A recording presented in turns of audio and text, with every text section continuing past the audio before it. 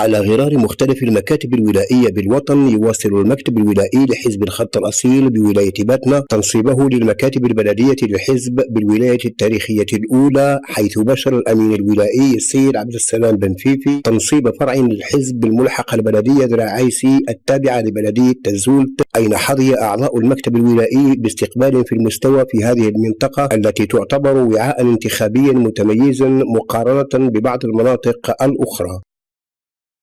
بسم الله الرحمن الرحيم، والصلاة والسلام على أشرف المرسلين. جميل جدا أن نمر على هذه المقاطعة، مقاطعة دراعيسي، ونلقى هذا الترحاب وهذا الاستقبال الحار. فأصدر حكم بأن أهل سكان دراعيسي هم أهل الكرم والجود. فجئنا بمولود جديد، اخترنا هذه المرة أن يكون هذا الحزب سببا لإحداث تغيير في السياسة، ونتبادل الأفكار ونتحاور مع بعضنا البعض. تم اختياري كأمين ولائي على مستوى ولاية باتنا، وهذا شرف لي وأعتبره تكليف وليس تشريف.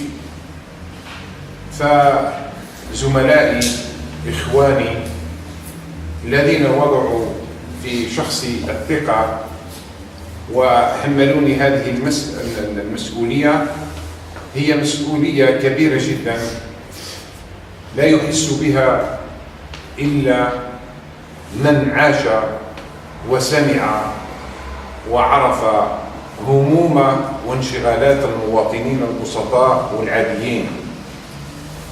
سبق لنا وأن خضنا هذه المعارك، انتخبنا، صوتنا على أناس كنا نعتقد أنهم في المستوى، أرسلناهم سفراء إلى المجلس الشعب الوطني، قلنا أننا كلما حملنا لهم همومنا ومشاغلنا إلا واهتموا بها. لكن للأسف الشديد، وهذه قناعة وهذه تجربة، حاشا أن أتحدث عن الأهداف من حيث الأهداف والأسس إلى غير ذلك، ولكن أتحدث عن الأشخاص. أنا عندما يرى أحد هذا الحزب الخط الأصيل الذي شعاره الوفاء لأهل الوفاء، صدقوني كنت أخاف وأتردد، خاصة عندما اخترت هذا الحزب. هل أكون وفيا أم لا؟ هل كل مناضل وفي أم لا؟ الأمين الولائي للحزب السيد عبد السلام بن فيفي أكد من قرية دراعيسي على ضرورة إحداث التغيير الإيجابي في الذهنيات، مشيرا إلى أن الجزائر لا تنقصها القوانين ولا الكفاءات، إنما ينقصها الصدق والضمير الوطني الذي يعتبر الغائب الوحيد لدى العديد من الذهنيات المحلية التي أصبحت تمارس السياسة كتجارة لصالح أغراضهم الشخصية على حساب المواطن الذي لا يجد بعد انتهاء الانتخابات إلا الإجحاف في حقه من طرف هؤلاء المتاجرين في السياسة. نحن نتحدث عن الأشخاص الذين يقدمون أنفسهم ويعاهدون الشعب ويعاهدون البسطاء والضعفاء على أنهم يقومون بكذا بكذا، ولكن بمجرد أن يصل إلى قبة البرلمان ينسى حتى الذين صوتوا عليه. لكن للأسف الشديد هؤلاء هم دائما هم الذين يقدمون أنفسهم ويغالطون الشعب الجزائري ويصوتون عليهم، وبعد التصويت مباشرة بعد النجاح قضي الأمر. لم نرى أحد ولم يرانا أحد، وكأننا لم نعرف شيء. وعندما تقترب موعد الاستحقاقات مثل هذه الوقت، يتقدمون مرة أخرى ويعودون ويقولون سنعمل كذا سنعمل كذا. إذن بقيت الفئة الضعيفة التي لها احتياجات، التي لها انشغالات، دائما في الانتظار. نقطة الانتظار، انتظر. وهم في الجزائر العاصمة وهم في البرلمان، وحتى لا يخاطبوا على وينقذوا انشغالات المواطنين البسطاء. هذه قناعة.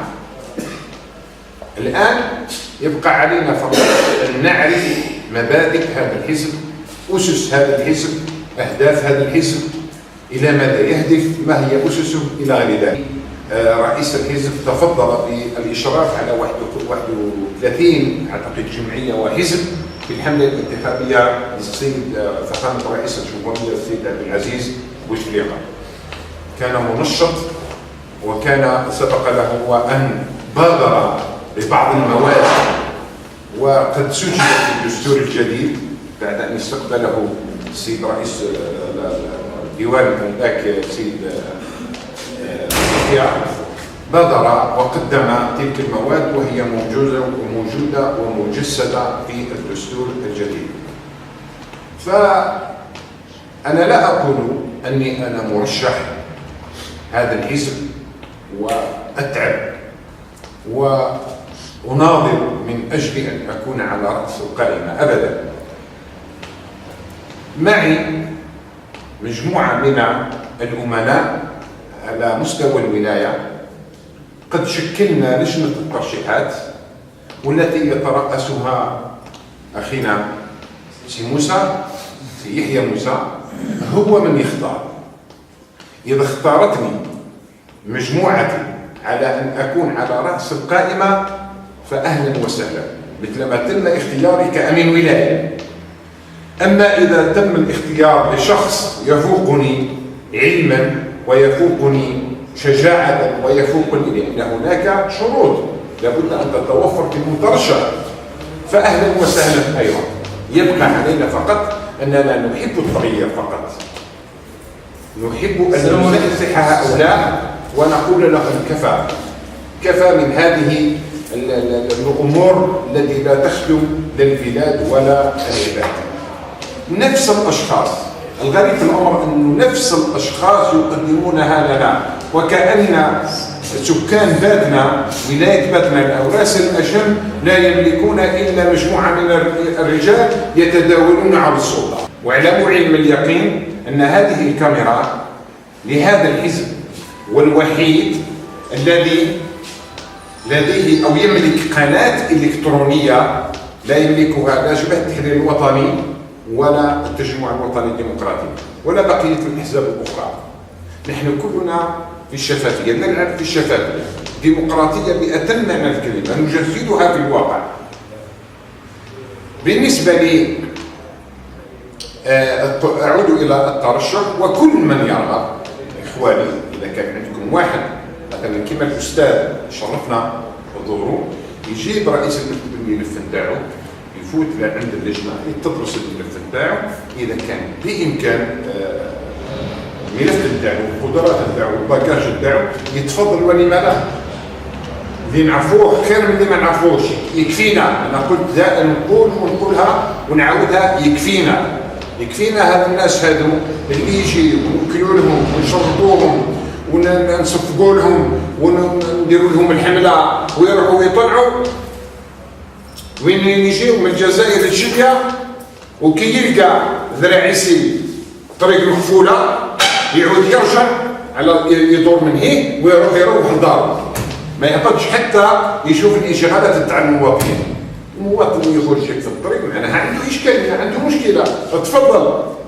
لماذا؟ لأنه أنت منتخب، بإمكانك أنك تكلم السيد الوالي تقول له تفضل أنت والمدير التنفيذي إذا كان عن الغاز ولا عن أي حاجة، تقول له تفضل روح تفضل هنا لأنك أنت منتخب.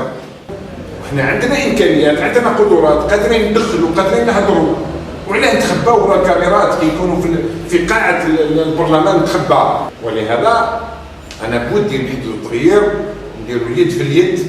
أنا باش نفهموا مليح راهو ماهوش حزب تاع الدراهم، راهو ماهوش حزب ثري كيما نقولوا حنا عنده دراهم وعنده مؤسسات وعنده كلش، لا حنا زوانية ولات الزوانية، ولكن حنا الشرط الأساسي نتاعنا كي نطلعوا واحد يهضر علينا يخبط الطابلة علينا يوظفنا ولادنا يجيبوا لنا مصانع كما راهم موجودين عبر التراب الوطني.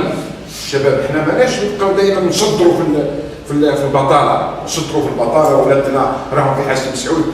زينا من هذا التكرار ممل يجي كل مره، وكانه ما كانش حتى واحد اللي يترشح. ما كانش عندنا رجال، ما كانش عندنا اكفاء، ما كانش عندنا اللي عندهم القدرات يجيو دائما يحط روحه التدريس ويضمن الصعود نتاعو. واش قال لهم يحيى دارنا في الاجتماع هذا؟ درنا نفس القائمه وعلاش يا صاحبي؟ ما عندناش رجال، ما عندناش اللي يمثلنا، ما عندناش اللي يخدم الطبله.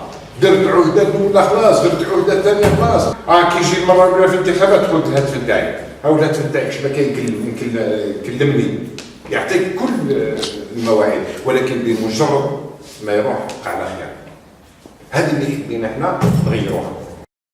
وفي سياق متصل تم تنصيب مكتب بلدي آخر بدائرة رأس العيون غرب عاصمة الولاية، وهي المنطقة التي ينتظر منها تقديم الكثير، خاصة وأن أعضاء المكتب البلدي المنصب يشهد لهم الجميع بالصدق والمصداقية، وهو ما جعل الأمين الولائي رفقة أعضائه يضعون كامل ثقتهم في هؤلاء لاختيار من يستحقون أن يكونوا على الواجهة السياسية للحزب بمختلف البلديات المجاورة. نسعى جاهدين من أجل تغيير الذهنيات، ومن أجل خدمة هذه الولاية الفتية، وبالضبط ولاية بابنا.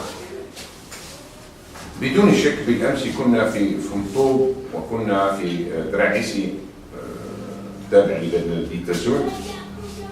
استمعنا إلى شكاوى المواطنين، حتى قيل لنا أن هناك كل البرلمانيين اللي فاتوا أو مروا علينا من هنا ووعدونا وكذا وكذا، ولكن دون أن يفعلوا شيء. حتى أرقام الهواتف وما يخلوناش. انتقلنا حتى الجزائر العاصمة بحثا عنهم في البرلمان ولا واحد استقبلنا. إذن شعار هذا الحزب هو الوفاء لأهل الوفاء، فلما لا نكون مخلصين؟ فنحن أوفياء للشهداء، أوفياء للجزائر، أوفياء لكل من يخدم الجزائر من قريب أو من بعيد. فخريطة الطريق حسب ما ورد على لسان رئيس الحزب عند تنصيب المكتب الولائي في بلدية تزوت، أضاف شعار آخر: إذا كان في قسما بمنزلة المحقات، إذا كان شطر القصيدة يقول وعقدنا العزم أن تحيا الجزائر، قال نحن نقول وعقدنا العزم أن نبني الجزائر. فالجزائر تبنى بأيدي أبنائها، تبنى بأيدي شبابها. فقررنا أن ننتقل إلى إخواننا في رأس العيون، ونحن كلنا إخوة، لننصب هذا المكتب الذي نأمل منه الخير الكثير. فحتى لا أطيل على إخواني، أعلن بصفة رسمية عن تنصيب مكتب بلدي في دائرة رأس العيون، ويرأس هذا المكتب أخي سنوسي فريد. أتمنى له التوفيق، هو ومن معه من هؤلاء المناضلين، أتمنى لهم التوفيق. ونضالنا أعيدها وأكررها يكون سلمي، بأسلوب القناعة. لابد أن نقنع الشباب بأن ينضموا إلى هذا الحزب الأصيل حتى نبني الجزائر الأصيلة. إذن هي أمانة أخي وزميلي سنوسي فريد، هي أمانة وهي مسؤولية. فأتمنى لك التوفيق أنت ومن معك من هؤلاء، عددكم 9، إضافة إلى تكليفكم برئيس المكتب البلدي لرأس العيون، أنت المنسق لبقية البلديات الأخرى. مبروك.